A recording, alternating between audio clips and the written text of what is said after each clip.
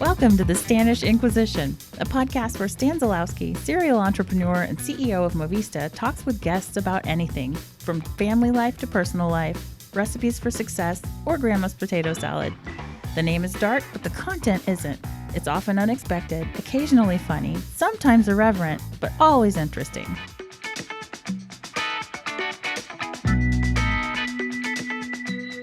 Well, good morning, everyone. It's Stan Zylowski, and coming to you live from the Ice House in downtown Bentonville, Arkansas, the cradle of all things great. This is episode number something .385 of the Stanish Inquisition. Very excited to have you listening, and I'm super pumped today to be talking to Stacey Mason. Good morning, Stacey. Good morning. And Stacey is the founder of the Improv Lab, which is also based here in downtown Bentonville over on Main Street. And we're going to talk a lot about that today and how one is spat from the womb and some years later finds himself as the founder of the Improv Lab. So really excited about what we're going to talk about. So Stacey, let's start at the beginning. Where was baby Stacey? Where were you born? I was born in Battle Creek, Michigan, which is the home of Kellogg's. That's great. Exactly. Tony and I go way back. Is that right?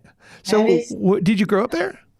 I did. I born and raised there and didn't leave until I was 20. And what was the family business? What did your parents do, or your dad do, or mom do? How did that work? Dad was in the Marine Corps forever. He did 20 years in the Marine Corps, and then he did 20 years civil service. All right. Okay. Double dipper. They call those double dippers where I'm from.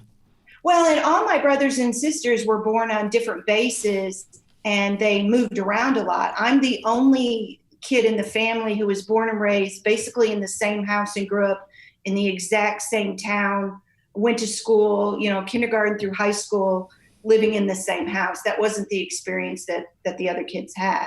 Yeah. And that's really interesting too. When we talk about improv at the end, I think a lot of my sort of gregariousness is based upon the fact that I went to 7 different schools growing up. We moved a lot. Every time the rent was due. I mean, that's not true. I'm just kidding. But we did, because my dad worked for the government too. We moved a lot. And so it's interesting that you ended up, and I want to tie all this together at some point here, with an improvisational spirit. But, it sounds like a very stable base. I have here that you actually won a gold medal in the Olympics. You're talking about sporting events. Is that the 50-yard dash, was it? Is that correct? My closest to winning a gold medal in the Olympics was driving with Mary Lou Retton in her Corvette. So I got to sit next to a gold medal, but that was it. You did? Yeah. Like in 84? Or this moves the timeline considerably, but when I moved to Texas later in life, my brother and I owned a gymnastics facility, and we coached pre-Olympic competitive gymnastics, and we did summer camps and winter camps with Bella Caroli in Houston. Wow. And so there was a summer there that I got to hang out with Mary Lou, and it was just, it was wild and crazy and fun and just kind of a once in a lifetime event. Well, I can tell you, as a 13-year-old kid, a 12-year-old kid, if there was a way you could have a bigger crush on someone than I had on Mary Lou Retton in the summer of 1984, I don't know what that would be. I mean, I would have married her on the spot, instantaneously, given up the rest of my childhood. But alas, it was not to be. All right, so you get this super stable childhood working. Now you get to be, I'm always interested in this. So now when you start to sort of evolve from being a kid into being a teen, and you're in that area, I'm fascinated whenever we speak to our guest here. What were you into? What were your interests? It sounds like athletics was mixed in there for sure. But what kind of extracurricular stuff, or even, or maybe it was school. What were you into? Yeah, definitely sports. I did gymnastics, softball, volleyball. But here's the interesting thing is I was an introvert. I was a huge introvert.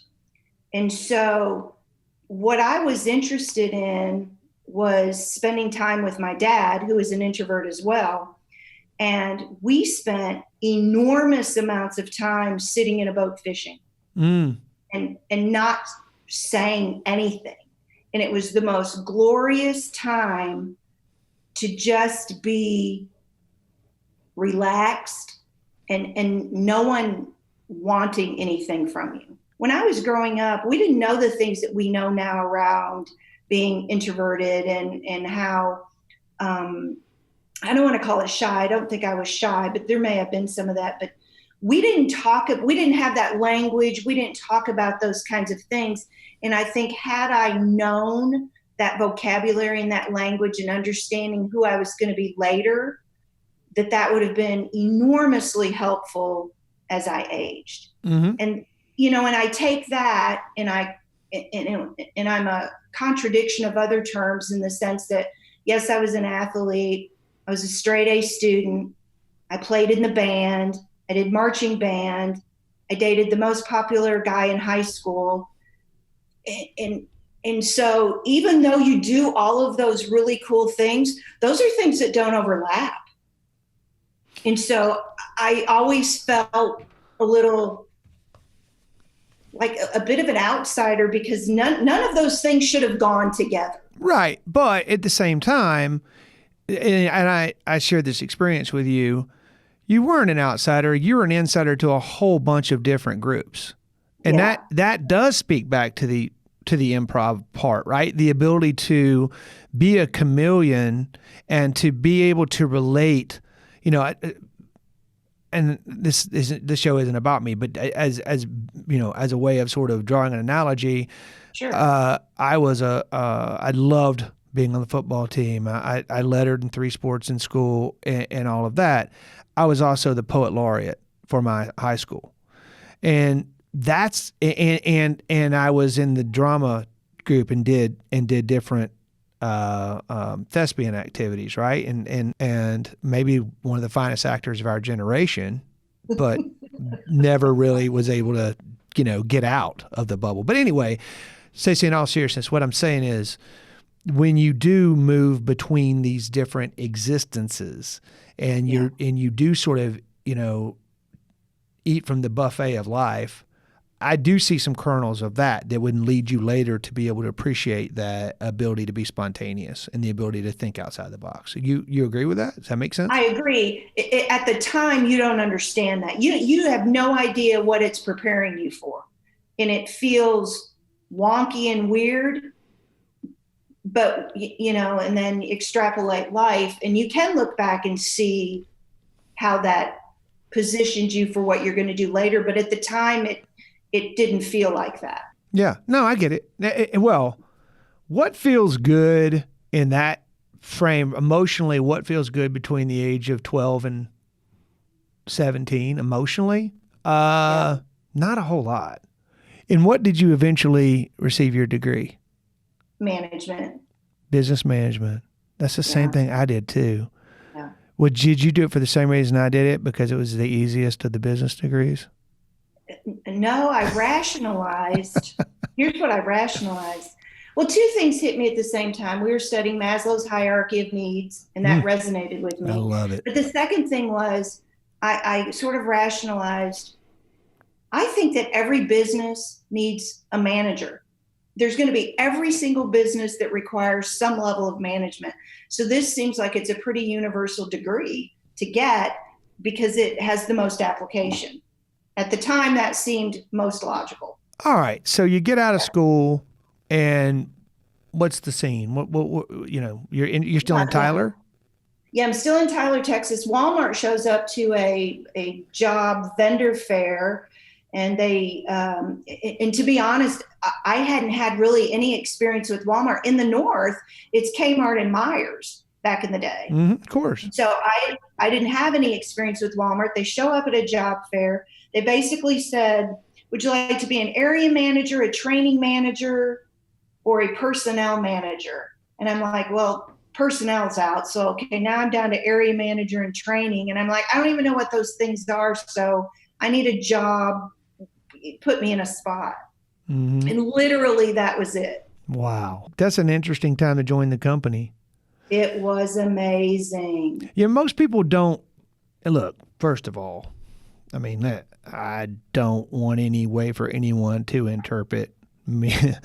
Like, I think, if you're a guy like me, Sam Walton, if he's not your hero, then, from a business perspective and a little bit from a humanity perspective, like, I don't know who you are, what you're looking at. But what is also true is that most people don't necessarily recognize or remember that when Sam passed and left the business, it was a shadow of what it is now in terms of volume and scale. And he, you talk about Maslow's hierarchy needs. Sam built the foundation, right? Food, water, and shelter. And he probably navigated up through the next layer. But man, a lot of work has gone on. But you were, if you were there in 90, that was really just like, somebody threw the gas on the fire, maybe a little earlier, but not a whole lot earlier. Yeah. Well, he was getting sick then. Yeah. Because he died in 92. And so, but it was still magical. I mean, it was old school Walmart, and it was parental, and there wasn't anything we weren't going to do. And it just felt good. I loved it. I loved every minute of it. So you were there for 4 years. Why did it end? Were you ready to go do something different, or? I was tired. Yeah. I mean, let's be honest. The demand is really high. The expectations are enormous, and I think I was just tired. And two things happened, other than being tired. That was one of them. I think the other one was when I got done with life, I wasn't sure that I wanted to look back and look at my resume and go, I had one job stop. And so I thought that I needed to get out and do something else. I didn't know what something else exactly meant, but I know that I knew at the time that I needed to have a more robust, profile or timeline of what I did when I walked on the planet, other than I spent all of these years in an amazing, place. So. Yeah. I've said this a lot to my kids. I love Disneyland or Disney World, never been Disney, but Disney World. I love it, but I wouldn't want to live there. Yeah. At just some point, it's just like, oh, well, I'm tired. Yeah. Right. So I get that. And as you were in that phase, did you already know or envision what you wanted to do in your next iteration? Or like when did the idea for what you're doing now come to you? And was there an interim step? Oh, there were a lot of interim steps. I knew that I would do something in the leadership development bucket. That's all I knew that I was going to do. I didn't know what that was going to look like. So when I left in 2008, I took some time to travel, unpack, talk to myself, try to get sort of this understanding of what was going to be next. And at the same time, Don Soderquist was doing the Soderquist Center for Leadership and Ethics on the John Brown campus. And so I worked at the Soderquist Center for a couple of years to help them with some capacity, and loved that so that I could get sort of this not-for-profit viewpoint of leadership development. I needed that as well. And of course, Don being Don, that is an incredible pull. But randomly took an improv class in 2009. Just one of the most random things. I look back and I'm not sure now why I took the class. I tell myself why I took the class, but I really don't know. Maybe it was just one of those things that happens in life. And it was, in full honesty, it was the most awful thing I had done. It was painful. It was awful. It was filled with theater people, and theater people are weird. And I say that now with enormous love in my voice, but it was the hardest thing I ever did. True story.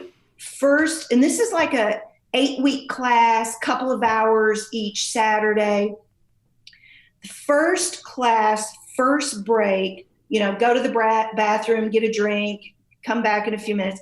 I go to the bathroom and I notice that there's a window in there, and I'm contemplating my size relative to the window. And if I can climb out, how far is the drop, and will anyone notice I didn't come back? That's how bad it was. But the reality was my purse was in the other room with my keys, and it was just a bad plan. But it was so incredibly painful as an introvert and a non-theater person. But I persisted. But then what? So you went back in the room and it got better? No. I'd like to say it did. It didn't. Every game and exercise that we played felt hard and against my core personality, and it was. And it felt like I was being tested in a way that I voluntarily signed up for, and I didn't get what that was going to be. Seriously. And it took several weeks, and I kept coming back. Well, you come back, you paid your money, you have to go. I kept coming back, and little by little, it got more interesting. It actually never got easier. It got more interesting, and now I was intellectually intrigued. And that's the only way to explain it. Well, when you say it never got easier.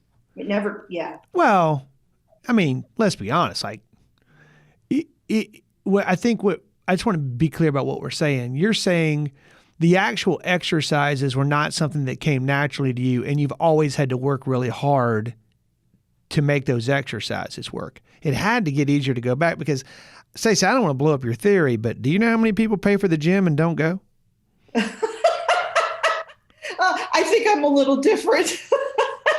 Yes, I do. I think it was the intellectual intrigue, and it was I'm going to conquer this. It was a little bit like sports. I'm going to win. Yeah. You ain't got nothing on me. I'm here. I'm making this happen. Hard to win improv. Yeah. I guess not. We laugh about it now, but when I introduced myself, we had to introduce ourselves with an alliterative descriptor that went with your name, and you had to do like a motion. And I literally stood there in my gymnastics pose like I was ready to do my floor routine. And I said, structured Stacey. Square in thin air. Everyone in the room turned to look at me like my head was going to spin. And I was like, you have taken the most structured person on the planet and dropped her into something that has, at best, a framework. And that was my first understanding that the way in which I'm wired is so vastly different than the craft that this is going to be a real challenge. Yeah. It's going to be a real challenge, which I'm so glad it happened to be that way. So how do you go from, I think I may jump out this window, to where you are now? Like how does that work?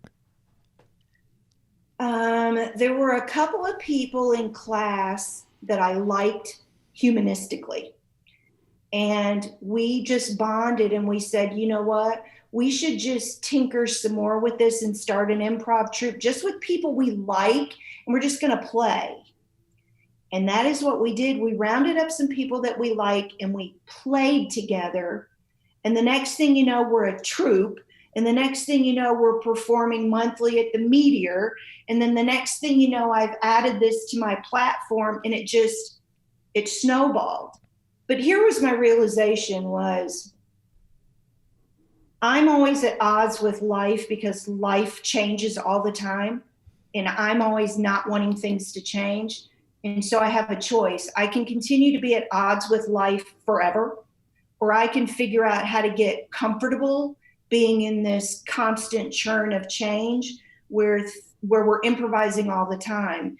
And I think I talked myself into being more comfortable living in something that changes all the time because you can't control it. Mm-hmm. You have to give up control. Mm-hmm. But no, really you have to give up the illusion of control. of control. Yeah. And then I found some things that worked for me. Like sarcasm is super great for me. No, it's not.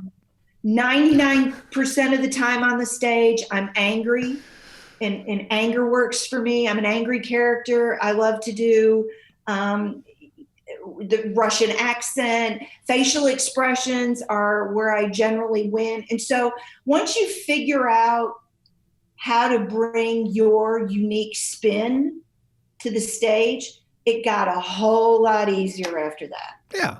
Well, Whole lot easier. Well, didn't you just describe life? Yeah. And isn't that the point? Yeah. Like once you figure out how to focus on what you are really talented in or have proclivity for, and you may want to develop it, of course, but once you figure that out and how to use that, and focus on that, man, my favorite saying in the whole world is that life is 10% what happens to us and 90% how we react to it. It's like my very favorite. And that's why I love the point of improv and the point of what you're saying tying back into real life. And that really is the broader point, right? It is how does this experience of improv change the way you relate to the world outside of this room, right? Right. I mean, that's how I understand it. I don't mean to put words in your mouth. I think it fundamentally changed how I interact with life. Yeah. Does it? And do you see that, I guess, in more broadly, when you do things at the Improv Lab in Bentonville, Arkansas? Tell us about the Improv Lab. Just give us a rundown of what you do and who you do it for and how people would be interacting with the Improv Lab. Yeah, there's a lot of different ways that we try to deliver on the platform. There are open enrollment classes. There are any number of organizations locally that are bringing their teams and groups to unpack certain conversations. Things we talk about all day long in work: teamwork, collaboration, problem solving, executive presence, understanding risk. What does failure really mean? Problem solving, all of those things. And so we do that in small group intervals. We also do something that's really cool called Third Thursday Improv, pandemic notwithstanding. The third Thursday of every month from 6:30 to 8:30 at night, random folks, improvisers that have done it for 20 years, improvisers that have done it for 20 minutes, folks that have come through classes, group work. We play, we build community, we play, we work on our skill sets, and we tinker. And what we're really doing is we're building a greater understanding of every other person that walks through the door. And it's the most amazing culture and community that we're building that I've ever been a part of in my life. It's the thing I'm most proud that we are doing. So I would say it this way. The people who are anxious to come to improv probably need it the least. The ones that are most excited to go and do improv probably need it the least in terms of personal development is what I'm saying. Yeah. It's the people who I think can find themselves stymied in their career or in their personal lives or whatever because for whatever reason they're just inhibited and they're having a difficult time connecting and they're shrouded in fear and that sort of thing. Those are the type of people to me that if they can ease off that burden by going into an improv class. I'm going to use you as an example, Stacey. I mean, it changed the fundamental way you interacted with the world. And if we just keep going back in our conversation to the fact that people are people, connectedness is king. It's always been king. If COVID has taught us nothing, it is the value of human connectedness. Because when it's stripped away, you literally can watch people on social media devolve into madness. Yeah. Right? I And agree. so, look, these are all my crazy theories, and it's your deal. I just was more curious, like, do you see a And I connection? actually use that as a great example. I tell folks I'm super structured and I'm a super high introvert. If I can find value in this platform, I think you can too. And I think it gives them a little bit of permission to tinker. Yeah. All you need is a little bit of permission to tinker, and then you get a little bit more intrigued, and then you keep coming back. Are you allowed to say I'm not doing this one? What does that mean? Well, I mean, like, Oh, are they allowed to opt out? right, like during an exercise, if you got 6 people up there doing an exercise and you say, hey, we're going to do the thing where everybody has to ask each other a question. You can only say things in the form of a question. Are there times when you do an exercise where like somebody is like, I guess you can opt out on that one pretty easily by making a statement. You can just say no. You can tell, you can look around the room and you can see who's the most, you can read the room. Of course. You can see who's the most uncomfortable, and this is just going to be the worst moment of their life. Yes, we don't make anybody do anything, but I can tell you that it is rare for me to have anyone opt out. So, it is rare. So Stacey, as we wind down our discussion, what is next for you and the Improv Lab, and what would you want people to make sure that they leave our time together today understanding and knowing about anything really? We keep having enormous conversations around the world about creativity and innovation. And I think, there's some sectors that are doing it really well. There are some sectors that are not. And if we're going to continue to talk about creativity and innovation, and this being the driver of the conversation, I think particularly in the training and development, leadership development space, learning space, we're going to have to do things that are a little bit more creative and innovative.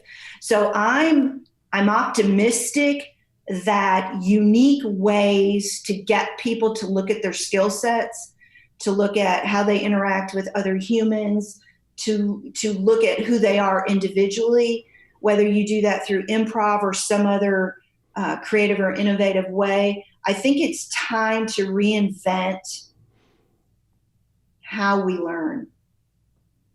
And I love that this is a great time to do that. It's a great time to do it in Northwest Arkansas. So I love to be on the cutting edge, the forward thought of that conversation. So why aren't we doing, more of this in higher education? Why aren't we doing this differently in corporate America? I would challenge and love to be a part of that conversation to look at the learning space through the creative and innovative lens. Well, I think we've said it all. Anything we should know specifically about the Improv Lab? Anything you want to, promote? I'd say the thing I would want is it is so different. It's so unique. It's so non-mainstream. Call me, reach out. Let's talk about how it can be integrated into your business. It is so unique. It is so flexible. There isn't any conversation I haven't been able to approach in the business world through this platform. So let's see what it can do for your business. How can it impact your people? How can it change the way that you look at your business? How can it improve your skills? How can it make a difference for what you're currently doing in a totally different way? That would be what I would say. And we have to talk about that face to face, because every business is unique. But how do I get to talk to Stacey? Yeah, theimprovlab.com. There you go. That's what I'm talking about. That's how you do it. Or follow on Instagram at the Improv Lab. I post who I'm working with, what we're talking about, when we've got open play, when there's a class, anything you need to know, the art on my windows, which is a totally different conversation. That's the easiest way. Theimprovlab.com, at the Improv Lab on Instagram. I mean, if you can't find Stacey, you obviously don't own a computer. And I don't know how you're listening to this. So I think you can. Stacey, thank you for joining us today. in the and being part of the Stanish Inquisition, which you now know is a journey of your life. And it's fascinating to learn and listen to you. And I look forward to, a reprisal maybe a year down the road to see how things have evolved for the Improv Lab. And in the meantime, staying in touch. So thank you to all the listeners out there. We'll be back soon enough with another episode of the Stanish Inquisition. Until then, aloha, be well, and we will see you again. Bye-bye.